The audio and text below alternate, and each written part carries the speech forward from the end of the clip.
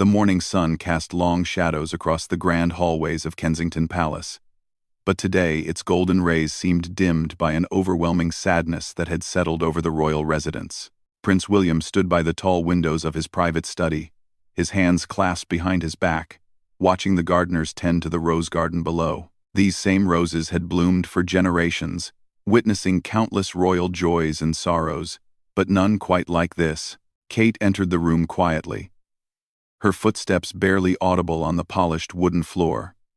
She carried a silver tray with 2 cups of tea, steam rising gently in the cool morning air. Her usually bright eyes were rimmed with red, evidence of the sleepless nights that had become their new reality. Setting the tray down on the mahogany desk, she moved to stand beside her husband, their shoulders touching in silent comfort. "The children are asking questions again," Kate said softly, her voice barely above a whisper. "George keeps wondering why everyone looks so sad. And Charlotte noticed that Papa hasn't been reading bedtime stories lately." William turned from the window, his face etched with a pain that seemed to age him beyond his years. The weight of responsibility had always been heavy on his shoulders. But this burden felt different, more personal, cutting deeper than any royal duty ever could. He reached for Kate's hand, their fingers intertwining as they had done thousands of times before, finding strength in their connection. "How do we explain to them that their great-grandmother won't be coming to tea anymore?" William asked, his voice cracking slightly. "How do we tell them that the woman who taught us all about duty and service, about putting others before ourselves, has left us to carry on without her guidance?" The loss of Queen Elizabeth II had shaken the very foundations of the royal family. For 70 years, she had been their anchor, their constant source of wisdom and strength. Her passing had left a void that seemed impossible to fill, and nowhere was this felt more acutely than in the hearts of those who had known her not just as their monarch, but as their beloved grandmother and great-grandmother. Kate squeezed William's hand gently, drawing his attention back to her. "We tell them the truth," she said, her voice gaining strength. "We tell them about her incredible life, about how she dedicated every day to serving others.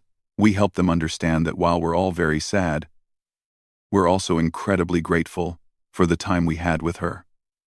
The palace staff moved through the corridors with hushed efficiency, their usual cheerful chatter replaced by respectful silence. Mrs. Henderson, the head housekeeper who had served the family for over 2 decades, paused outside William's study. She remembered when he was just a young boy, running through these same halls, his laughter echoing off the walls. Now he was a grown man facing one of life's most difficult challenges, learning to say goodbye to someone who had shaped his entire existence. Inside the study, William moved to his desk and picked up a leather-bound photo album. The pages were filled with memories spanning decades, from formal state occasions to intimate family gatherings. There was the Queen teaching a young William how to hold himself during his first official engagement, her patient smile encouraging him through his nervousness.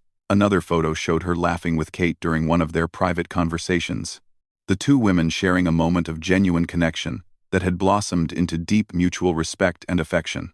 "She loved you, you know," William said, showing Kate a particular photo where the Queen's eyes sparkled with unmistakable warmth as she watched Kate interact with the children. "From the moment you joined our family, she saw something special in you. She told me once that you reminded her of herself when she was young, determined to serve, but never forgetting the importance of family." Kate's eyes filled with fresh tears as she studied the photograph. The Queen had indeed become more than just her husband's grandmother. She had become a mentor, a source of wisdom, and surprisingly, a friend. Their relationship had developed slowly but surely, built on mutual respect and a shared understanding of what it meant to put duty above personal desires. The telephone on William's desk rang softly, its tone seeming subdued in the somber atmosphere. It was his father, now King Charles III, calling to discuss the upcoming funeral arrangements. The conversation was brief but heavy with emotion, 2 men trying to navigate their grief while shouldering the enormous responsibility of leading a nation through its mourning. After hanging up, William sat down heavily in his chair, suddenly looking exhausted. The past few days had been a whirlwind of arrangements, protocols, and public appearances. all while trying to process his own grief. Kate moved behind him, placing her hands gently on his shoulders, offering the comfort that only comes from years of shared experiences and unconditional love. "The Prime Minister will be here this afternoon," William said, leaning back into Kate's touch. "Then the Archbishop wants to discuss the service details. Everyone needs decisions, answers, arrangements, but all I want to do is sit here and remember her laugh, the way she would sneak extra biscuits to the children when she thought no one was looking." The palace felt different now, as if its very spirit had been altered. The Queen's apartments, usually bustling with activity, stood empty and eerily quiet. Her personal belongings remained exactly as she had left them, creating a museum of a life lived in service to others. The staff had been instructed not to disturb anything, as if preserving the space might somehow preserve her presence within these walls. Kate moved to the window, watching as crowds continued to gather outside the palace gates. People from all walks of life had come to pay their respects, bringing flowers, cards, and photographs. Children held hand-drawn pictures while elderly visitors wiped away tears, each person connected by their shared sense of loss, for a woman who had been a constant presence in their lives for as long as most could remember. "Look at them," Kate observed, her voice filled with wonder despite her sadness. She touched so many lives, didn't she? People who never met her personally still feel like they've lost someone important. William joined her at the window, wrapping his arms around her from behind. Together, they watched the sea of humanity gathering to honor his grandmother's memory. It was both heartbreaking and heartwarming to witness such an outpouring of genuine affection and respect. A soft knock interrupted their moment of reflection. George, their eldest son, peeked around the door, his young face serious beyond his years. At just 9 years old, he was already showing signs of the same sense of responsibility that had been passed down through generations of his family. "Papa, Mama," George said quietly. "Charlotte is crying again. She says she misses Gan and wants to give her a hug." William and Kate exchanged a look of shared pain and understanding. Their children's grief was perhaps the hardest part of this entire ordeal. How do you explain death to young minds? How do you help them understand that someone they loved so dearly would never again sit with them for afternoon tea or listen to their stories about school? Kate knelt down to George's level, pulling him into a gentle embrace. "We all miss Gan terribly," she said, using the children's affectionate name for their great-grandmother. "It's okay to feel sad and to cry when we miss someone we love. Would you like to come sit with Papa and me for a while?" George nodded, and soon Charlotte and little Louis had joined them in the study. The family gathered together on the large sofa, the children nestled between their parents, finding comfort in closeness during this difficult time. William began telling stories about their great-grandmother, sharing memories that painted a picture of a woman who was not just a queen, but a loving family member who cherished these quiet moments with her great-grandchildren. As the afternoon wore on, the palace continued to function around them. But for this brief time, they were simply a family, grieving together, supporting each other through one of life's most challenging experiences. The formal farewell was still to come, but in this moment, surrounded by love and memories, they found a small measure of peace in their shared sorrow. The sun began to set over London, casting the palace in hues of gold and amber. In a few days, the world would watch as they said their final goodbye to Queen Elizabeth II. But for now, they held each other close, drawing strength from their bonds of love and the enduring legacy of a remarkable woman who had shaped their lives in countless ways. The next morning brought a flurry of activity to Kensington Palace, as preparations for the state funeral intensified. Kate stood in her dressing room, surrounded by black garments that had been carefully selected for the solemn occasions ahead. Each piece had been chosen not just for its appropriateness, but for its connection to the Queen herself. The pearl necklace had been a gift from Elizabeth on Kate's wedding day, and the elegant black coat had been worn to several events where the two women had stood side by side, representing the continuity of the monarchy. Lady Susan, Kate's longtime dresser and confidant, worked silently beside her, understanding without words the emotional weight that each clothing decision carried. The older woman had served the royal family for decades, and had witnessed many moments of both joy and sorrow within these palace walls. Her gentle presence provided a sense of stability during these turbulent days. "The pearl earrings, Your Royal Highness?" Lady Susan suggested quietly, holding up a pair that had belonged to the Queen Mother generations ago. Her Majesty always said they brought out the strength in a woman's eyes. Kate nodded, accepting the earrings with trembling fingers.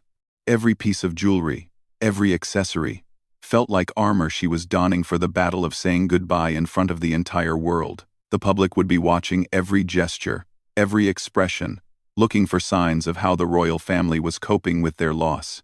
Down the hallway, William was having his own struggle with the formal preparations. His ceremonial uniform lay pressed and ready, every medal and ribbon positioned with military precision. But as he sat on the edge of his bed, he found himself staring at a simple wooden box that contained his grandfather's cufflinks, the ones Prince Philip had worn on countless formal occasions throughout his long life supporting the Queen. The irony wasn't lost on William that he was preparing to bury his grandmother while wearing symbols of his grandfather, who had passed away just over a year ago. The two losses, coming so close together, felt like the end of an era, the closing of a chapter that had defined British life for the better part of a century. His valet, Matthews, entered quietly and began helping William with his uniform. The routine was familiar, performed countless times for various state occasions, but today every button seemed heavier, every ceremony more significant. Matthews had served William since his military days and understood the prince's moods better than most. He worked efficiently and without unnecessary conversation, recognizing that this was a time for quiet reflection rather than idle chatter. In the children's wing of the palace, George was being helped into his first formal mourning outfit. At 9 years old, he was deemed old enough to participate in some of the public ceremonies, though his parents had carefully considered which events would be appropriate for him to attend. Charlotte and Louis, being younger, would participate only in the more private family moments. George stood very still as his nanny, Maria, adjusted his small black tie. The boy had been unusually quiet since learning about his great-grandmother's death, processing the loss in his own private way. His questions had become more thoughtful, more mature, as if he was beginning to understand not just what death meant for his family, but what it meant for his own future role. "Will I have to be king someday like Papa will?" George had asked the night before, his young mind grappling with concepts of duty and destiny that most children his age never had to consider. Kate had sat with him for a long time, trying to explain in age-appropriate terms the responsibilities that came with their family name, while also reassuring him that he had many years to simply be a child before those duties would become real for him. As the family prepared to leave for Westminster Abbey, they gathered in the palace's main entrance hall. The space, usually filled with the sounds of everyday life, felt cathedral-like in its solemnity. Staff members lined the walls, many of whom had served not just William and Kate, but had worked for the Queen herself during their careers. Their faces reflected the same mix of grief and determination that marked this historic day. King Charles arrived with Camilla, now Queen Consort, their faces bearing the weight of their new roles and their personal loss. The new king embraced his son, and for a moment, the formal protocols fell away, leaving just a father and son supporting each other through an incredibly difficult day. "She would be proud of how we're handling this," Charles said quietly to William, his voice thick with emotion. "She always believed that our strength came not from avoiding difficulty, but from facing it together, as a family." The journey to Westminster Abbey was made in the traditional horse-drawn carriage, its slow, measured pace allowing the crowds lining the streets to pay their final respects. Kate sat beside William, their hands clasped tightly together, both drawing strength from their connection while maintaining the composure expected of them in their public roles. The Abbey itself was a sea of black-clad mourners, representing not just the United Kingdom but countries from around the world, whose leaders had come to pay tribute to a monarch who had touched lives across the globe. The ancient walls of the Abbey had witnessed countless royal ceremonies over the centuries, but this felt particularly profound, marking the end of the longest reign in British history. As they took their places in the front pews, Kate found herself remembering her first visit to this very abbey on her wedding day over a decade ago. Then, the space had been filled with joy and anticipation for the future. Today, It held the weight of memory and the challenge of moving forward without the guiding presence that had shaped their lives for so long. The service began with the haunting notes of the organ, filling the vast space with music that seemed to capture both the grandeur of the Queen's life and the sadness of her passing. William sat straight and dignified, but Kate could see the small signs of his internal struggle, the slight tension in his jaw, the way his fingers gripped the order of service just a little too tightly. When the Archbishop began speaking about the Queen's life of service, Kate found her thoughts drifting to the private moments she had shared with Elizabeth, the quiet conversations over afternoon tea, the gentle advice about balancing public duty with family life. The way the Queen had welcomed her into the family with warmth and genuine affection. George, sitting between his parents, followed the service with remarkable composure for his age. Occasionally, he would glance up at his father or mother, seeking reassurance. But mostly, he sat quietly, perhaps beginning to understand the weight of the history he was witnessing. The most difficult moment came when the final hymn began. The familiar melody, one the Queen had loved and requested specifically for this day, seemed to unlock all the grief that had been carefully contained throughout the ceremony. Around the abbey, tears flowed freely as voices joined together in tribute to a life that had touched so many. Kate felt William's hand tighten in hers as his shoulders began to shake slightly. The composure he had maintained throughout the longest, most public of farewells was finally beginning to crack. She squeezed back, offering what comfort she could while fighting her own overwhelming emotions.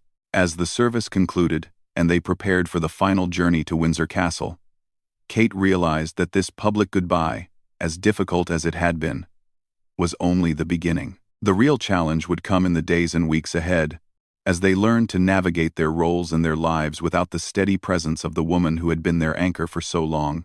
The procession to Windsor was their last official act of the day, but Kate knew that the most meaningful farewell was still to come. Tonight, in the privacy of the royal family, they would gather for their own personal goodbye, sharing stories and memories that belonged only to them, honoring not just the Queen, but the grandmother, mentor, and friend who had shaped their lives in ways the public would never fully know. As their car followed the hearse toward Windsor, Kate watched the crowds of people still lining the roads, still paying their respects hours after the ceremony had begun. The outpouring of love and gratitude was overwhelming, a testament to the profound impact one person's life of service could have on the world. It was both comforting and challenging, knowing that they would now be looked to for that same steady leadership and dedication that Elizabeth had provided for 7 decades. The evening shadows fell gently across Windsor Castle as the royal family gathered for the final, private farewell. The public ceremonies were complete. The world's cameras had been put away. And now, in the intimate setting of St. George's Chapel, the Queen would be laid to rest beside Prince Philip in a ceremony witnessed only by those who had loved her as family, not just as sovereign. Kate stood in the corridor outside the chapel, waiting for the family to gather. She had changed from her formal funeral attire into a simpler black dress, one that felt more appropriate for this deeply personal moment. The pearl necklace remained, though it felt wrong to remove something that connected her so directly to the woman they were saying goodbye to. William emerged from a nearby room, having shed his ceremonial uniform in favor of a simple dark suit. His eyes were red-rimmed but clear, as if the public goodbye had somehow purged some of the formal grief, leaving room for the more personal emotions he had been holding back all day. He moved to Kate's side, and she could feel the exhaustion radiating from him, bone-deep tiredness that went far beyond physical fatigue. "The children?" he asked quietly, referring to George, Charlotte, and Louis, who had been taken back to their rooms after the long day of ceremonies. "Sleeping, finally," Kate replied. George asked if Gangan would be able to see the flowers people left for her. "I told him I believed she could see everything, that she was watching over all of us now." King Charles approached them, his face showing the strain of the day but also a certain peace that came with knowing that his mother's wishes had been honored perfectly. The new king had handled his first major royal duty with grace and dignity, but the cost of doing so while grieving was evident in every line of his face. "She would have loved today," he said softly to William and Kate. "The music, the flowers, the the way everyone came together, but I think she would have loved this moment even more. Just family. Saying goodbye without the weight of protocol. The small group that had gathered for this final service included only the closest family members and a few longtime staff who had become like family over the years. Mrs. Henderson, the head housekeeper, stood quietly in the back, tears streaming down her weathered cheeks.